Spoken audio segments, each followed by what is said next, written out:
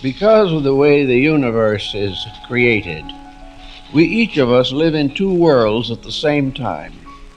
We have to live in the outer life of our own bodies and the inner life of our own souls. Hello and welcome to Living the Inner Life. I'm your host, Chris Sheridan, and I want you to join with me on a journey into our inner lives, our thoughts, our feelings, our beliefs, everything we have that helps determine how we respond to and interact with the outside world. And if we can use and utilize these tools of consciousness, how we can live a better life, inner and outer, in our total experience. Now, I wanted to title this talk, How to Become More Self-Disciplined, but I didn't think anybody would click on that because that doesn't sound like too much fun. In fact, discipline is kind of a bad word, okay? You will be disciplined. You just don't have the discipline. If you were only more disciplined, I lack self-discipline. Okay, disciplinary action will be taken. All right, it's like a punishment. Okay, it's definitely something that has at least unpleasant connotations. Okay, so what I'm going to say instead is how to become a disciple. All right, because discipline and disciple come from the same word. And we may know disciples from the Christian theology where Jesus had his 12 disciples or apostles. I guess they were his inner circle of people who followed him around and listened intently on what he had to say, certainly asked questions because a lot of what he spoke about, at least as recorded in scriptures, can be very mysterious sometimes. And they were loyal, though. They were dedicated. They sat around. They risked whatever ridicule or persecution they may have encountered. It wasn't an easy thing, but it was done not forcefully. Okay, nobody forced them. As a matter of fact, a lot of them made great sacrifice to be there. And they were dedicated and they were disciplined because they were interested. There was something compelling that told them, set aside what you're doing and follow this person, follow the truth, see where it takes you. Okay? It was purposefully done and it was consciously decided among the individuals. Okay? It wasn't something that happened from the outside in. Nobody plucked them out and said, you will be a disciple or I will discipline you. Okay, it didn't really have this negative sense. And the word itself actually comes from pupil, like disciple. The word pupil as far as meaning a student, somebody who is, eyes are open. You're bringing in, you're trying to learn something. You're receiving a message or acquiring knowledge, okay, by being a pupil, by being a disciple, okay? Now, in our modern days, I don't think very many of us are disciples. We're not really following around gurus or thought leaders or things like that, although to certain degrees we do with people that are influential, certainly people that are inspiring, okay? At least the words are inspirational in some way, and we can study the person, we can study their works, if it's words or whatever they're putting out, that can be interesting. But you may be surprised to find that you really are a disciple to something, okay?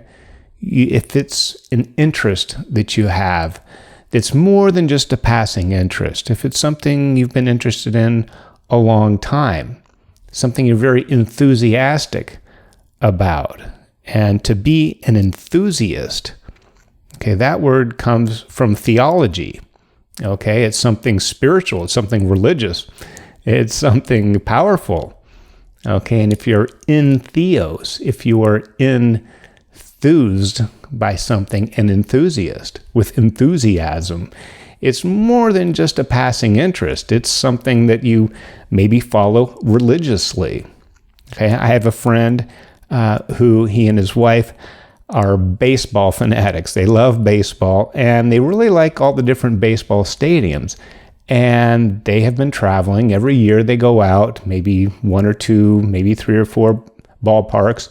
And over time, they've visited almost every major league ballpark in the country. And they've been doing this for so long that there's actually been ballparks that they visited at one point, like Ranger Stadium, that along their journey throughout the years of visiting these parks, that one had been torn down and a new one had been built. So it's kind of an ongoing thing. I don't know if we'll ever get through with it because new ones will be built. But the point is, they go out of their way. They plan their family vacation. They look forward to the next year where they can check off a couple ballparks from their list. I know people who also do that with national parks. Okay, it's a great way to plan out your vacations. You can go to a different place because there's parks, whether they're national parks, national forests, or ballparks, or anything like that. It's something that you can dedicate yourself to. And if it is a sport that you are an enthusiast with, that you are a disciple to, you may know way beyond what the average person or your casual fan would know. And you study in your spare time, the stats, and you read about players and, maybe how valuable their baseball trading card is. I mean, there's a million things to learn about anything, really. And this enthusiastic, this being a disciple to it, you're dedicated. You don't have to get paid. Nobody's forcing you. This is, for the most part, these are things that people have grown to love and enjoy on their own, and more makes more. The more they find out, the more they want to know. They can get together with people that are like-minded, that also like this, exchange information, and together, bring about even a more interested, more interesting group, perhaps, of disciples towards this thing, this cause, this interest that has. And it takes time. Okay, it takes dedication. It takes study. If you're reading the history of teams, and you have to remember facts and figures and stats, people's names, what the history, what years they were in certain teams and then in another team, and the larger history, perhaps, of baseball. I'm particularly not a baseball guy, but since I was talking about it, I'll just continue with that. And of course, in your travels, if you're going to all the different, baseball parks, you're going to go to different parts of the country and maybe have different kinds of food. I know a hot dog in Chicago is different than a hot dog in Los Angeles. Okay, you don't put ketchup on your Chicago dog. That's, I think, a fine. I think they give you a fine if you do that. If not, they'll at least ridicule you. So, little tip on the hot dogs, whether you're at a baseball park or not. I found that at the airport years ago. Anyway, but I digress. But the point is to be an enthusiast, to be a disciple to an interest like that takes work. It takes dedication. People put in long hours watching games on TV, or reading sports magazines, or boning up on trivia, or looking online for all the stats and the history and piecing it all together and finding out something new. There's this discovery process, and then you're sharing it with other people. That's a lot of work. There's a lot to do with that. But people do it willingly. They do it consciously, and they do it in a very enjoyable way because it's fun, because you're enthused. You're interested about this thing, and it doesn't seem like work, or, I just need to be more disciplined. No one ever tells them, you just need to be more disciplined when it comes to learning about baseball. No one has to do that. They're already there. They're probably, I know some people are more disciplined with their hobbies than they are with other aspects of their life. But that's, everybody has their thing. Okay, so that's how we can maybe approach some other aspects of our life. It's maybe not a hobby or an interest that we can be such a disciple towards, but how about your own life? How about your inner life? How about being a disciplined meditator? Okay, or work on self-improvement, whether that's physically, with your body, with exercise and diet, nutrition, sleep, all those things that the body needs, whether it's with your mind, whether it's learning and growing and perhaps taking classes, getting degrees, whatever you need to do, want to do that, okay? And we can say, well, geez, yeah, I know, I really need to do more of this, or I should be better at exercising. Or, I've always really wanted to learn this, but I can't get around to it. You're not really a disciple because you're not really disciplined. Okay, so how do we do that? I mean, how can we make something that is not necessarily fun or doesn't feel like it's fun and give it that same attitude, that same enthusiasm that we would with a hobby that we're very dedicated towards, that we spend all these hours and bore through all this material to learn more about? How is it that it's so easy with something that's kind of fun and it's not a have to, but when we are applying that to something that we have to do, it's like, oh God, it's so much work. What am I going to do? So think about that. How can you become more enthusiastic about your own life? Be a disciple of growth. That's physical, mental, spiritual, any possible way to become a disciple, to read up on it, to spend time when you're not doing other things like, oh, I can't wait to get home and I'm going to open up my psychology book and learn more about the inner workings of memory and consciousness, or listen to this podcast. You don't have to wait to get home. You can listen to it during your commute. All right. And for me, actually, to do this podcast, there was a certain amount of dedication. I have studied for years consciousness. I have a degree in psychology, master's degree. And it's been something I've been academically involved with, something I've been professionally involved with.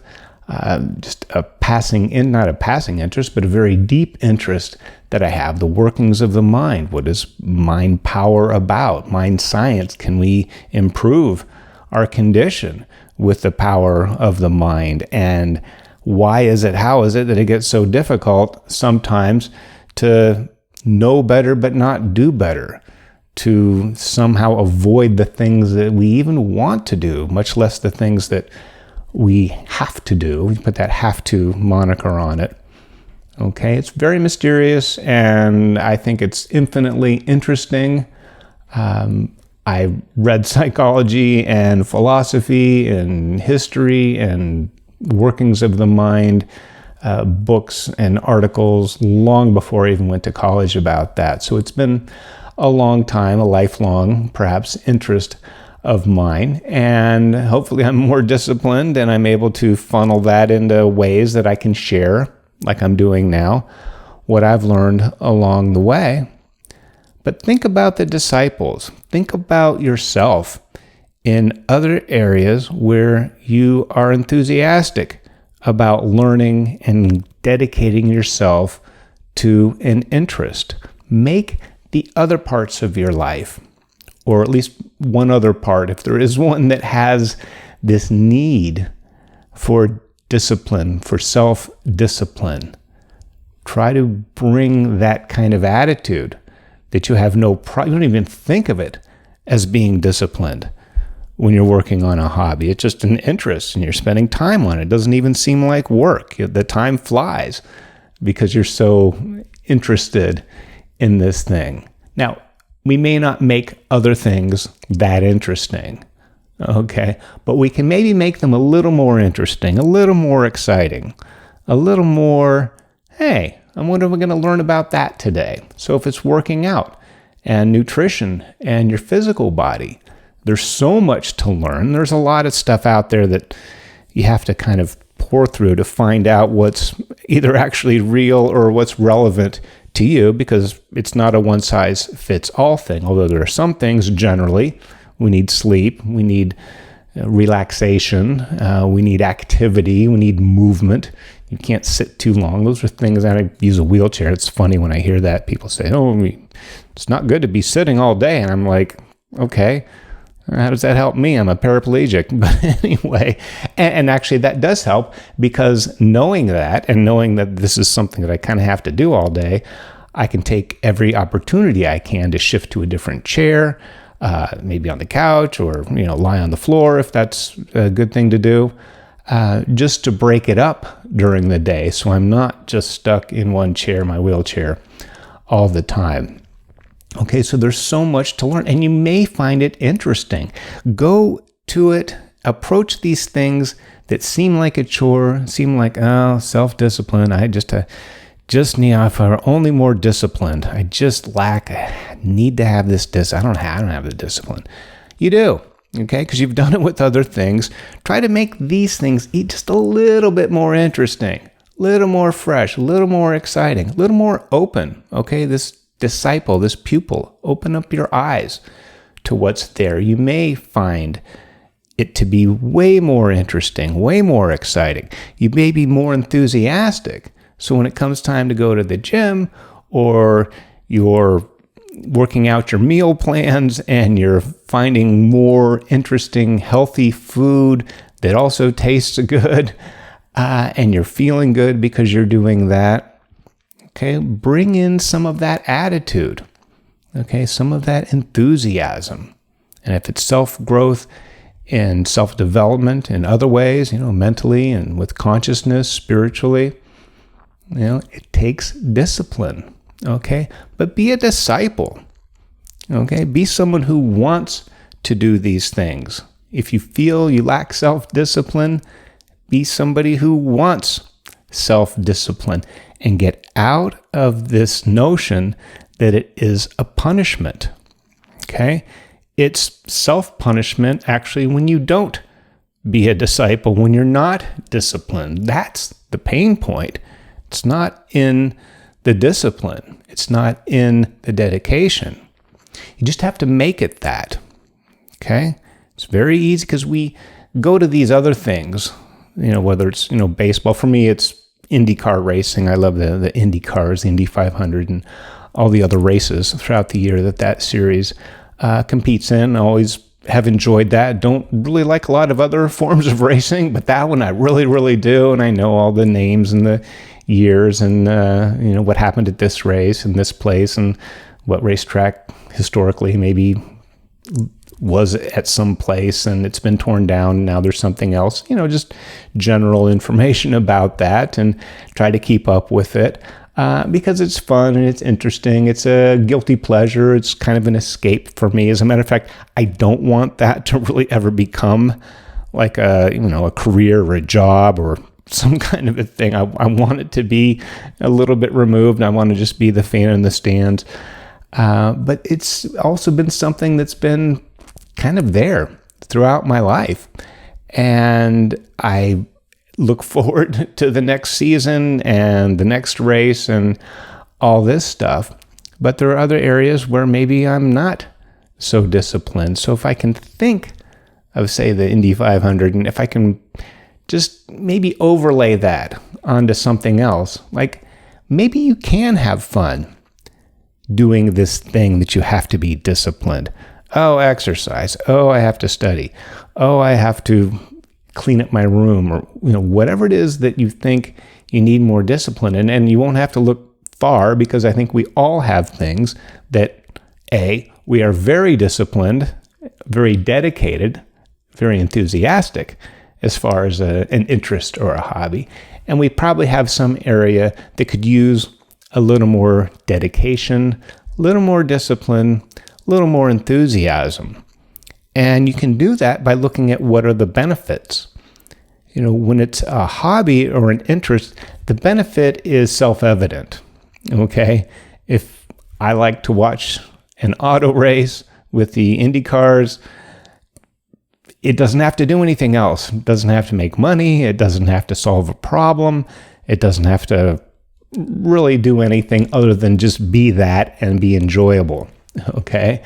But with other things, if it's, again, talking about personal development, physical, mental, emotional, spiritual, that this can become something that's interesting. Make it interesting. And if it doesn't seem interesting and you don't seem all that enthusiastic about it, find a way. Okay? At least be open to the idea that this thing might be interesting, that, maybe refurbishing or repairing a car or your house or something, unless you're really into that kind of stuff. But if you're not, then it's a little more of a chore and it takes a little more discipline, but you can do that by finding something interesting about it. Okay, being open to that fact. Say, I don't know how I'm going to make this interesting, but maybe there's a way. Maybe I will find something in it. And a lot of times what I've seen in both my experience and sharing experiences with other people is these things that seem very hard at first to get that dedication going, that after a while, and not really too far into it, it does become more interesting. And you can feel some of the benefits of having done the thing. And if you can remember that, wow, it really felt good the last time I went to the gym, then you're going to be more apt to go to the gym the next time if you can keep that enthusiasm going. All right? Just be open to it. How do you know? Maybe you can make something interesting. Maybe you can by bringing that enthusiasm into this, what otherwise might be a chore or something that, I just got to be more disciplined. Maybe it'll be fun, or at least less frustrating or less tedious. It can be more interesting, more of a thing that you want to involve yourself with and have it be, fun. Fun enough to where you're interested and you're going to grow, you're going to go deeper into it, and especially be more consistent. It'll be something you do all the time. And when it becomes something that's part of your life, then this dedication, this discipline becomes so much easier because it's part of your tapestry. It's part of what makes up your personality. All right? So be a disciple. All right? Follow like a disciple in the Bible would. Follow this truth, this greater thing. You wouldn't be doing it if it didn't have some greater purpose. And dedicate yourself to it. Give of yourself when you're doing that thing. There will be time for other things at other times, but when you're doing, working on yourself, this is really kind of what I'm talking about, be a disciple. Okay? Make it sacred. Make it holy. Make it worthwhile. Make it something that you are interested and enthused about, at least a little bit. And then you'll find it'll be much easier to become dedicated as a disciple that you are. And thank you for spending some of your time with me here on Living the Inner Life.